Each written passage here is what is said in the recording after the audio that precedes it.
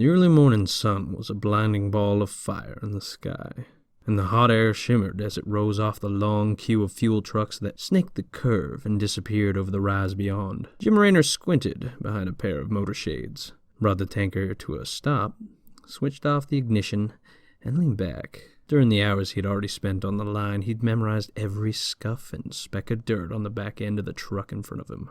Through the open window of the truck's cab, Raynor scanned the familiar landscape. The gently rolling farmland was parched, and had been for more than a month, with the hottest weather still ahead.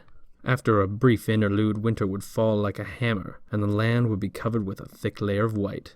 "She blows hot, and she blows cold," Raynor's father liked to say, "but Shiloh is a bitch either way."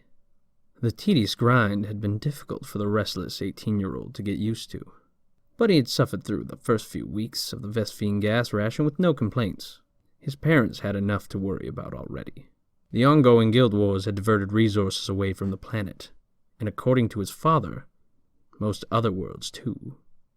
As a result, farmers like Jim's parents had to deal with fuel rationing, but they all did what they had to do, knowing their sacrifice would afford them protection against the Kelmorian Combine.